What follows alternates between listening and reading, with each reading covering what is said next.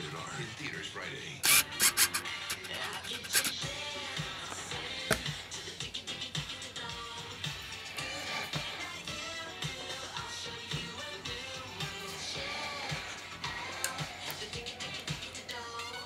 Buy one, get one boneless wings. The best of both worlds. Yeah, there's way more worlds than that. There's Earth. Right.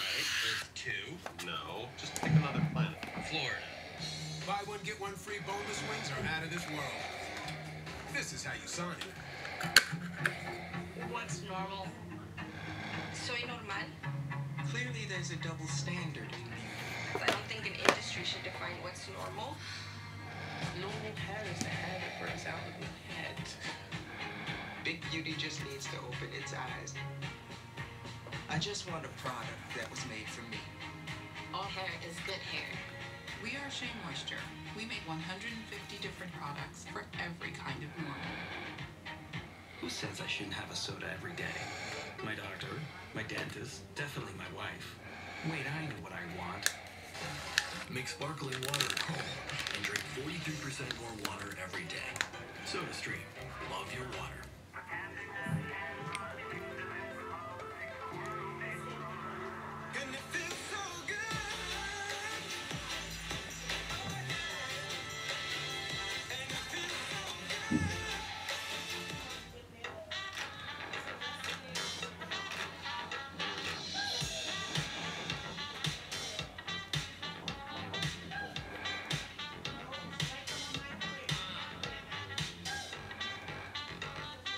We're gonna take you for the tour. First floor, bun. Second floor, 2 patties. Third floor, penthouse, 6 strips of bacon, sesame seed roof. Sunset. Try the new Bacon King with a half-pound of beef and 6 strips of crispy bacon. It's truly the Bacon King, only at Burger King. These days, everyone needs a side hustle. And driving with Uber lets you go from earning to working to chilling at the push of... I figured that I would get something a little bit different. Meanwhile, my jet black iPhone 7 Plus should be in the mail soon. I just got notice from Apple's website that it's preparing for shipment. So I will open that one as well, and I will do the review on that unit. So let's go ahead and take this off. Very subdued, simple packaging. We have a direct comparison here because these are both the same color. I just adjusted the exposure a little bit.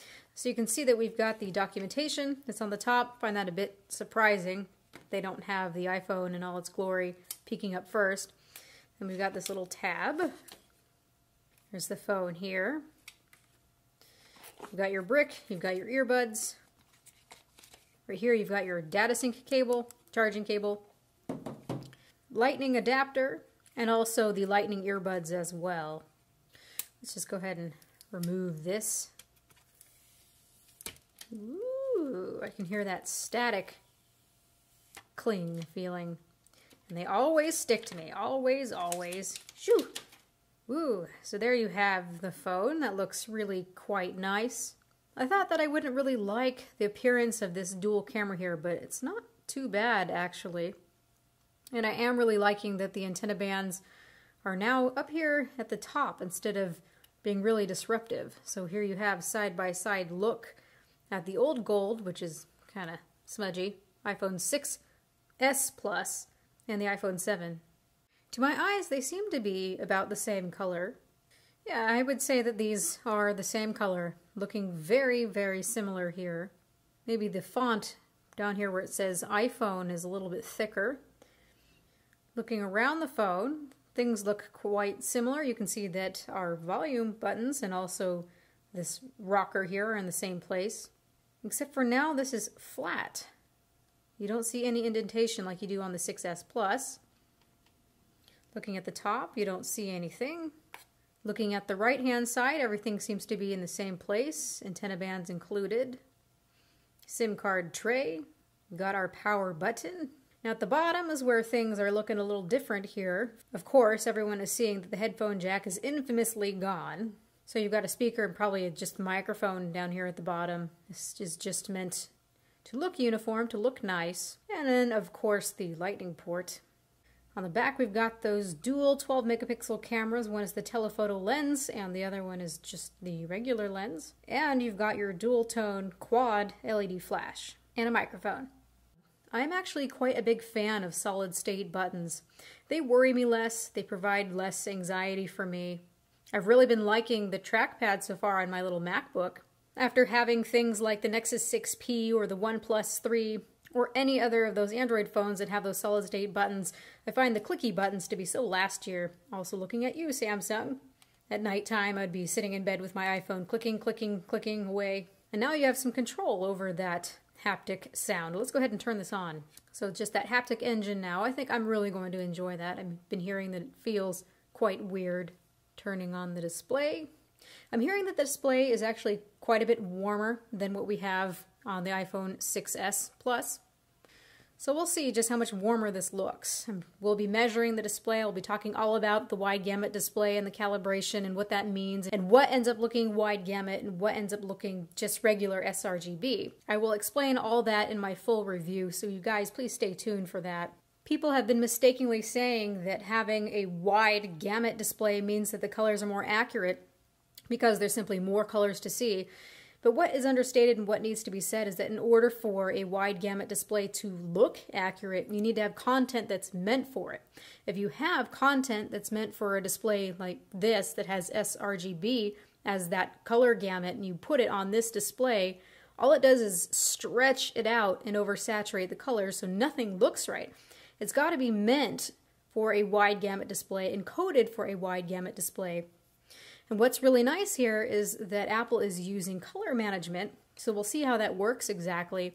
But if it takes an image that's meant for sRGB, it's going to map it properly. And what it means when it's mapped properly is it's just going to look like the regular iPhone. You shouldn't be able to tell the difference. So already I can feel that nice taptic engine. Let's go ahead and set up Wi-Fi. Alright, so I put in the Wi-Fi password, got it set up a little bit, and I can see already that this is a bit cooler, quite a bit cooler than the whites that we have on the iPhone 7. Again, I'm going to take some time to look at that, measure it, tell you really what this all is quantified to.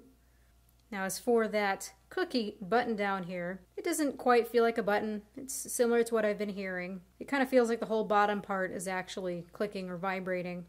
But again, I prefer these types of buttons. Let's see about the strength of this. To me, the one feels most pleasant. Like it's just barely there. Maybe it's more convincing of it being a real button click. 2 is something stronger. I can feel it in my hand.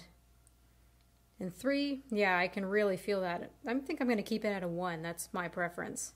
Yeah, that feels more just like a regular button to me. I decided to fire up a movie and see how those speakers sound because now we've got stereo speakers, or at least one's a speaker here, and this is a front-firing speaker. And honestly, it feels a little bit wonky and off balance at first because I can tell the sound's coming from here and then out the bottom.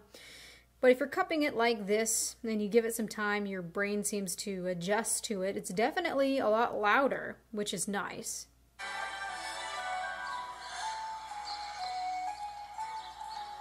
The effect is just a little bit weird, and I would have preferred just regular stereo front-firing speakers.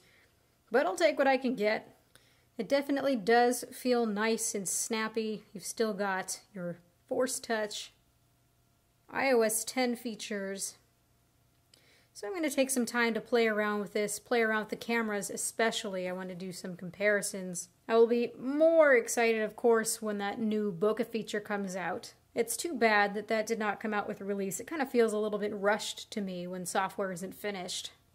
I'd really be curious to hear what your guys' opinions are with this. For me, it's a nice upgrade. I think it's more of a nice upgrade from something like the iPhone 6, but if I have the 6S, I don't really know if I would upgrade unless I'm really needing that water resistancy, which is really great, of course, to have. But I know that most of us were excited for iPhone 8. Getting this, I kind of feel a little bit underwhelmed so far.